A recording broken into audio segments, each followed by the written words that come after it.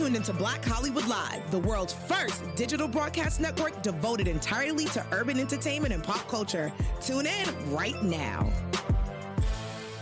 Hey, everybody. It's your girl, Carla Renata, a.k.a. the Curvy Critic. And I have in-house with me, baby, casting director extraordinaire, baby.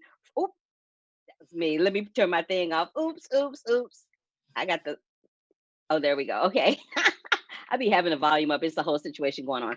But casting director extraordinary, honey, Miss TWINKIE Byrd. Welcome to the Curvy Critic with Carla Renata at Black Hollywood Live, girl. Thank you. Thank you very much for having me. I am so excited to have you here. I'm so excited to talk to you. We know each other socially, but we've never really sat down and had this conversation. Yes. That's right. And so the way that this works is that we'll have a free flow conversation. We have a chat room, and right now in the chat room is Janelle Gardner. She says she's really excited for this. Michael B. and Marlon Wallace, who are some of my regulars that come over here every Sunday to join me. So yeah, so let's get right on into it. For people that are not familiar with you, tell us who you are and how you got started into casting. Well, my name is Tracy TWINKIE Byrd, and I am, who am I? I'm amazing. I'm awesome. I'm epic stardust. I am from Brooklyn, New York. Not epic stardust. I am epic stardust. And I started in this industry in 1990. So this year marks 30 years. 30. I know. Oh my gosh. 30 years. And yeah, starting in music video in 1990 in New York, casting music videos for every artist you can possibly imagine, from Biggie to Mary J. Blige to Metallica and 9 Inch Nails. I've done it from R&B to rock to hip hop, yeah, to, you know, Metallica, whatever, all that wonderful stuff. I've even done Metallica, and moved to Los Angeles in 1997 and have been casting short films, feature films, commercials, television ever since. And just in the last 3 years, embarking on a film career, directing and executive producing and becoming an author. So all of these wonderful things stem from that one thing, which was casting, which is casting. Oh, wow. We got here around the same time. That's so awesome. I didn't realize that. What I wanted to talk to you about is, a lot of times, we had this discussion earlier in the week, you and I. A lot of times when people think about a film, they think about the film stars. They think about the directors. They think about the producers, the production designers, the sound designers. They think about every other aspect of the production other than the casting. And the truth of the matter is, if it were not for the casting director, we probably wouldn't have the great ensemble of people that we see that make the films work. Yeah. So Yes. There were these huge numbers this past week for the Clark sisters movie. Huge numbers, huge. A lot of people saw it. 2.7 million people saw it on the Lifetime channel. And it resonated with people who are religious, people who aren't religious. And these are women that are iconic in the gospel arena and just in the music arena in general. So I'm wondering if your previous relationship in the music industry with Mary J. Blige led you to this moment because she's one of the producers on the film. No, not at all. I was brought on before. I was brought on, I believe it was Queen Latifah that was on the project. And yeah, I was brought on early on, but no, oh my gosh, me and Mary, we go back too. I mean, as far as work, we're not, we go back as far as work. I did a music video for her years ago, and then I cast her in Black Nativity as the angel. And then most recently, yeah, her name is on this project. It's so great. It's like it just keeps happening and coming around, but that's a beautiful thing. It is really a beautiful thing. This project came to me through the network and through Michael Chin, who was my assistant and is now an executive at Lifetime. So it came to me through them. That's awesome. Talk about the process of casting these 5 phenomenal women. The process of casting is, well, all 6 of them actually, including 6, Ingenue. yes, But Ingenue of was a little course. different. Ingenue was on lists. So you create a list of named actresses who you feel like can embody the role.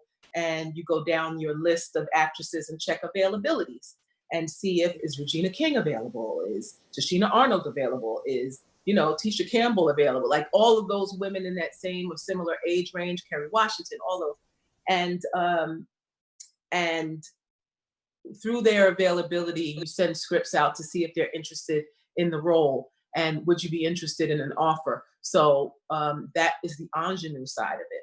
And then for these women, these actresses, and these singers who are also acting in the piece, you put out an all points bulletin through breakdown services, through, I mean, I've got a lot of submissions from the churches because of Holly Davis Carter and her relationships. There was a lot of information going back and forth through all the producers and the executive producers. So my job is to like collaborate and then to prioritize and, you know, get everything out administratively. Me, my assistant, get out the auditions, have them send the auditions back on tape, because we were doing tape even before this COVID situation.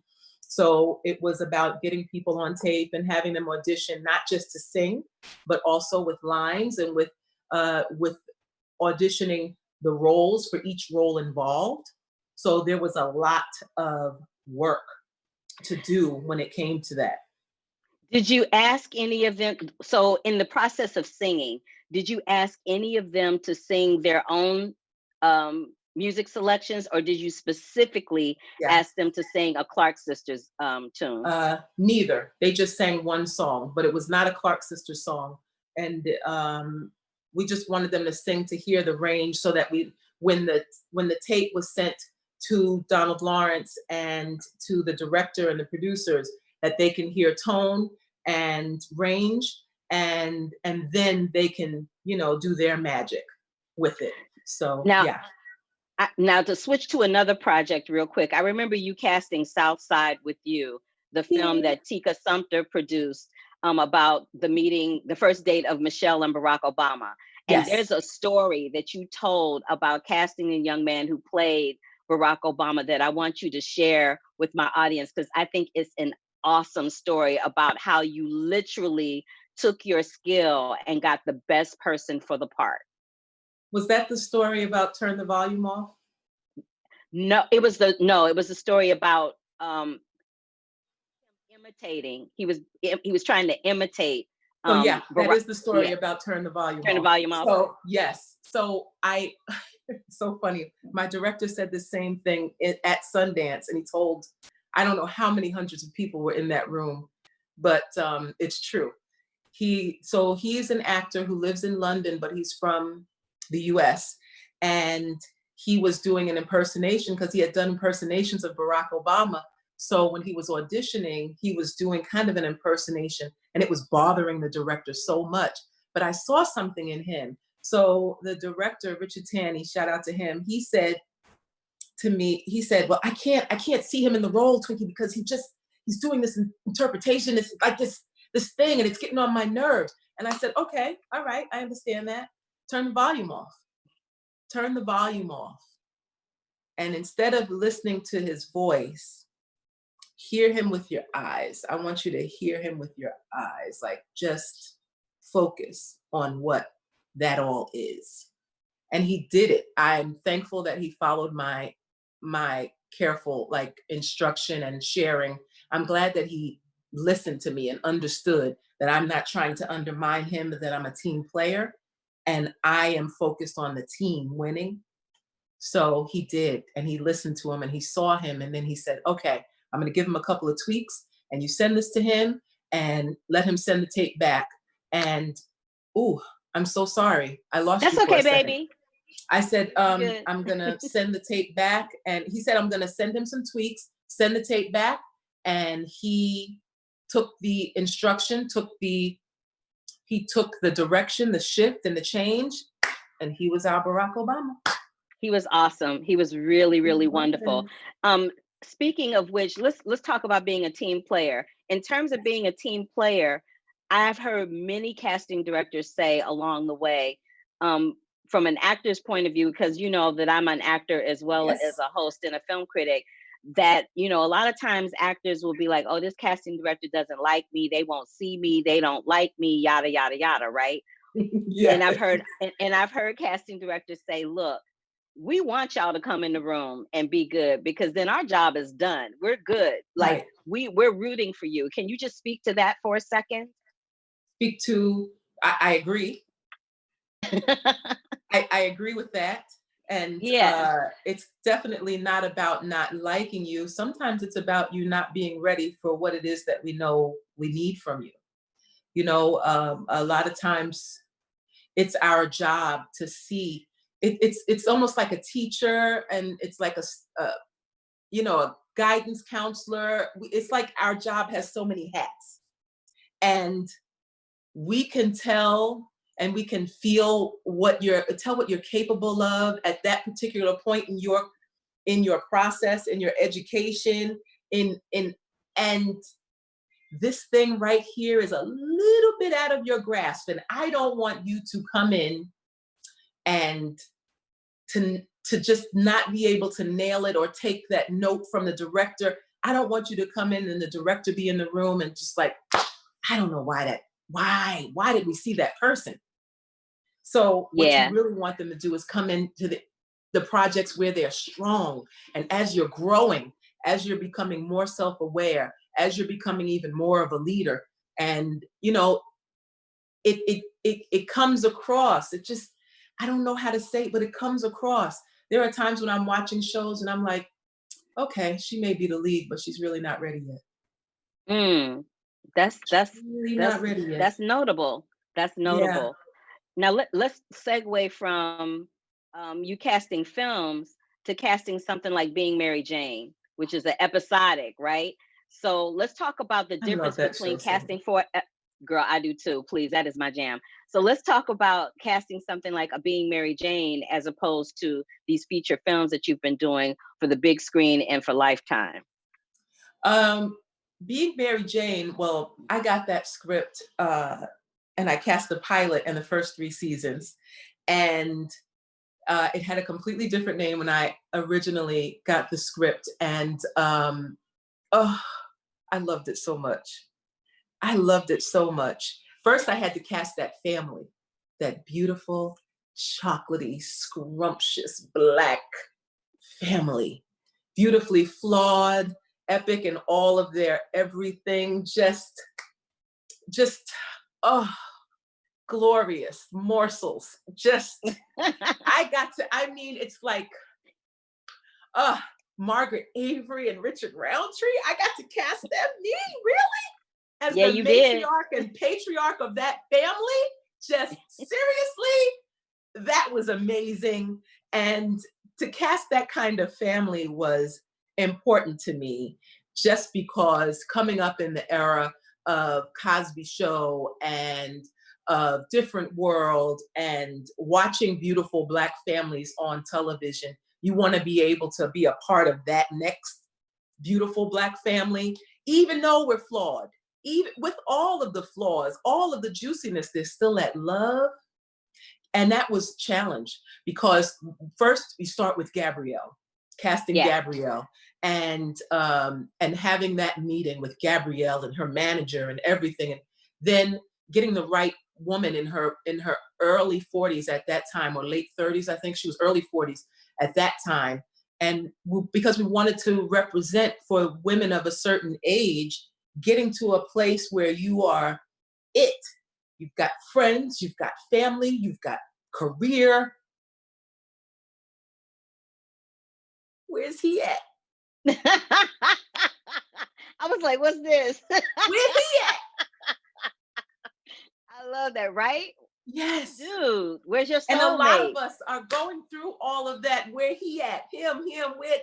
You just want the whole thing to come together, and you start playing with it, and you find the best friends. And so it started with her, and then casting the mom and dad, and then the family, the brothers, the niece, which of course is our Raven, so who's also in the Clark The Clark sisters. sisters. Yes.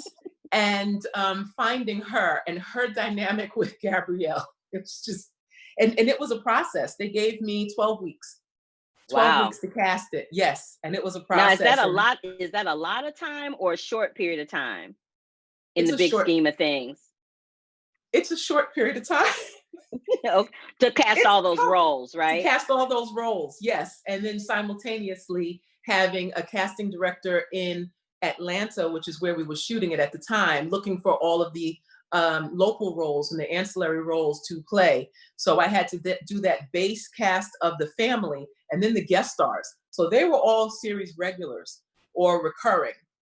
Then you have to do the guest stars for the episodes. So it's fast and furious. And a lot of Okay. people did not understand that that was the ground floor of groundbreaking for BET and for drama, because they had never Yeah. had a dramatic series on the network, not a 1 hour drama ever. Yeah, it did really, really well. And it was very well done. The writing was good. The way it was shot was exceptional. The acting was on point. So kudos to you for that. Let's segue into your lanes of being a director and a producer. I know that you produced and you directed a short called The Counter. And I know that it played quite a few film festivals and did really well. So let's tell the people about that. Well, The Counter 1960 is a story about three woke Black students who slip into the space-time continuum. So they're woke and they're Black and they're like, I wouldn't have gone through this. I wouldn't have done that. I wouldn't. Yeah. So they find themselves seated at the lunch counter in 1960. And the question is, will they be served? And how much of that are we living now? And where are we going? So that is for me, I am very interested in sci-fi historical narrative. So I take them back in time and have them relive it. And that film has taken me around the world, that short. And now I'm also the executive producer of a Christmas film from Lifetime that'll be coming out towards the end of this year. And we shot that in Canada. So I am just kind of blossoming. I'm opening up. And The Counter is it's my baby. Like, I'm looking at the poster right now. It's my baby. I know I know how much you love that project. That's why I brought There it it up. is. Yes. It's Yes, my it baby. was it was good. Let's talk about how so we're in the middle of a pandemic. We're in the middle of a health crisis. People are stuck at home, staying at home, shut in, shut down with the Rona, without the Rona, knowing people that have either been infected Yeah. with it, that have Mhm. passed from it. Some people have been infected and come out on the other side. But Right. is in terms of casting and television and content, how has the world shifted for you during this time? Well, And how is it going to look going forward, you you think? know what? I feel like we're going to see a lot more pandemic stories. I feel like we're going to have a bit of a conversation about this for, a while, a year or two to come, in terms of how because this is a first for most of us.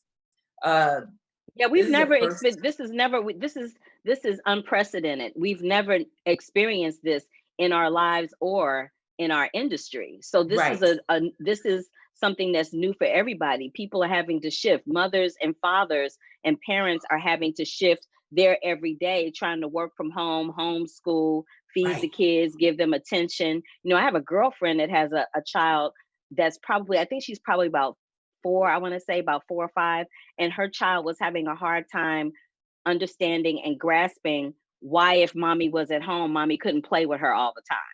You know what I mean? And so that's something that everybody is grasping with. And she's like, not now, honey. And so her and her husband have had to tag team each other to play with her just so that Right. she can get used to this new normal. You know what I mean? Right. So I know for myself with voiceovers is popping because Oh, yes. you can be anywhere to do a voiceover, but with the on camera stuff, it's literally come to a screeching halt. So Reaching in your halt. opinion, how do you think in terms of I know we're going to see a lot more pandemic content, Oh, but and I how do you don't want think to. I know, but how do you think we're going to move forward? Like, how are people going to be cast now? Do you think when we come out of this, people are not going to be so eager to have these big casting calls in person? Is everything going to shift to on tape? Well, I was on tape person in the first place. And now at this point, it just got to me, because I was able to see more people on tape, it got to the point where I would only have my callbacks in person. So the most recent project I just did, I'm a producer on and working with Macro on. We just did the callbacks in person. So I feel like it's going to become more of that as we grow and as we come out of this. I too have a voiceover agent. Go figure. So you have a great voice. That's not surprising. I thank you. I got my voiceover agent on Instagram. I'm not even gonna lie. So I've been getting. Go ahead. Finish what you were saying. I've been getting a lot of auditions as well. But for right now, I started a 1-minute short film challenge on Instagram for actors and creatives to take our minds off of it, but also to showcase what this little thing can do. That we can make a film with these phones, any smartphone. So it's a smartphone short film challenge. Absolutely. Yeah. They're saying in the chat room, since you said you love sci-fi, they're like, you must love HBO's The Watchmen. I do, and I did. I do love The Watchmen. I'm also a Trekkie, so I like Star Trek. I'm a Twilight Zone nut job. I love Black Mirror. I love Altered Carbon. Yep. And they're also saying, where can they find your short on the counter and all the other ones that you've done? Well, okay, so on my IGTV are a lot of the short films that I have directed. I have another one coming. I have another short coming from existing footage on my phone. Existing footage on my phone, and then I asked a friend to do the end, film herself, and then I'm putting it all together with music and everything. So that'll be on my IGTV. The counter was just in the Black Film Festival in New Orleans, and it was screening for 12 hours, 12 lovely, fabulous hours on YouTube. So we're considering putting it out on YouTube again. So be on the lookout for that. I will let people know on my Instagram for sure. Thank you for asking. Okay, and what's on your bucket list at this point? I mean, you've worked with recording artists, you've worked with television artists, you've worked with some of the best in Black cinema, like a Richard Roundtree, a Margaret Avery. You've worked with all these amazing, amazing, amazing people. What could possibly be left on your bucket list? And what are you streaming right now that you're stuck at home? Good questions. Okay, what's on my bucket list? Documenting all of it. So I will probably do a self-documentary and of the journey, and also writing it down. So creating a book, and the people that I want to work with, they just keep coming. So I am just so thankful that I can't even put out there a list, because they just keep coming. One person that I did want to work with, and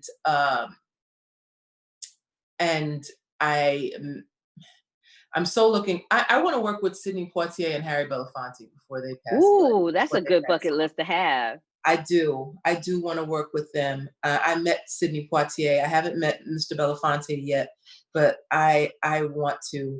And let's see, what am I streaming now? Fleabag. I just watched Selah and the Spades yesterday on Amazon. That's a great film.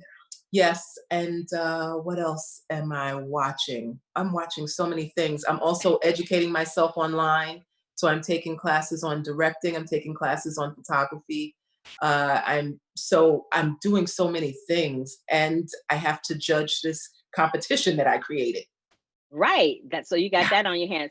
So as we're closing this out, there may be some actors on the line watching this, or they may be watching it at a later date.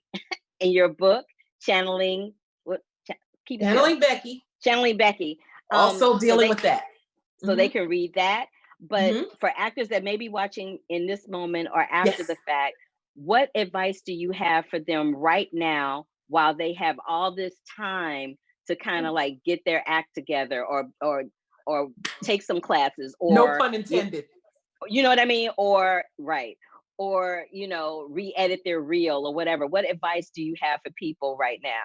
All of that you just said is amazing. And also too, to create, to start directing. The reason why I created that challenge was so that we would start directing, but also too that we can fall in love with the process and realize how much about the process is important, and how much goes into making and creating these projects. So important, like the shots and a shot list.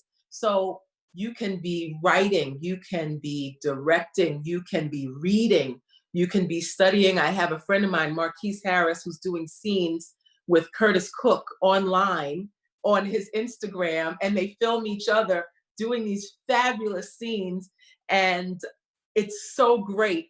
And so people are really trying their best to have fun during this time as much as you possibly can, because it can be so incredibly overwhelming when you think about it. So we're trying to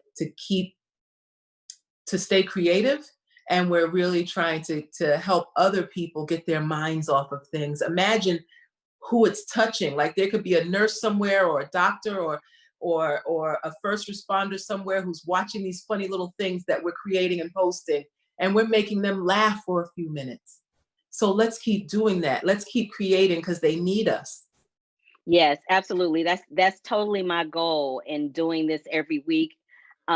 Usually we would be in the studio doing it, but I'm in my office, you're in your office, and we're doing it, and we're having this conversation. And my mom is a retired nurse. So I keep that in mind with everything that I do, because my mom could have still been out in the trenches working, Yes. but she retired and she's here with me.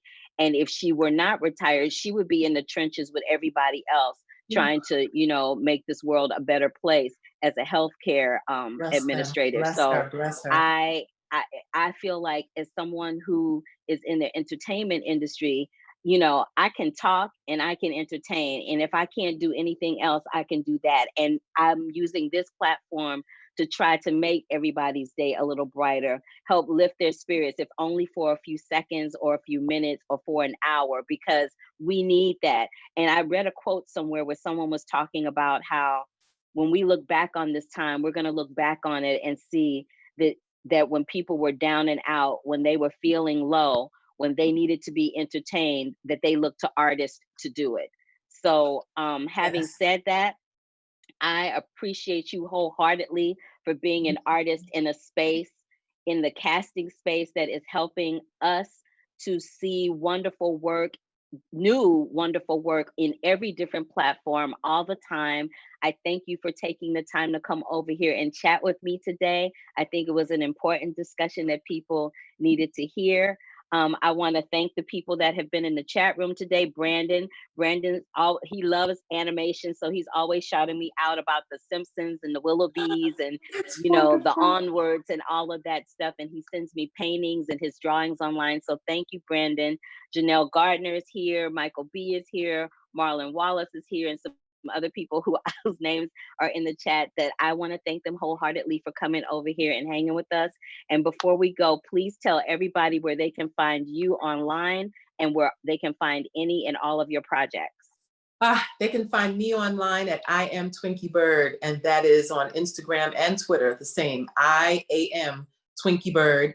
And you can find my projects on Instagram and Twitter, Facebook, The Counter 1960. You can go to twinkiebird.com for everything, including And a let's book be list. Yes, and let's be clear. Twinkie is spelled TWINKIE, not YIE, and Bird is BYRD, not Correct. BIRD. So it's TWINKIE BYRD. I am Twinkie Byrd, Thank online, you. everywhere. Yeah, girl, I got you. You got me. I got you. And you guys, you can find me everywhere across all social media platforms at the Curvy Critic. You can find me right after this doing the after show for General Hospital at AfterBuzz, and you can catch me on Monday doing the after show for Insecure, HBO's Insecure. So until the next time, stay safe, stay sane, wash your hands, keep your spirits up, and we will catch you the next time. Thank you, love you, and love, peace, and hair grease. Bye. Love, peace, hair grease. On behalf of our BHL staff, we would like to thank you for tuning in to Black Hollywood Live, the world's first digital broadcast network devoted entirely to urban entertainment and pop culture. Check out our Black Hollywood Live YouTube page for even more great programming and amazing content, and be sure to subscribe and like our channel when you do. I'm your BHL host, Nakia Monet, and you can find me on all social media at Kiki Boom Boom or at Black Hollywood Live. Black Hollywood Live, Hollywood redefined.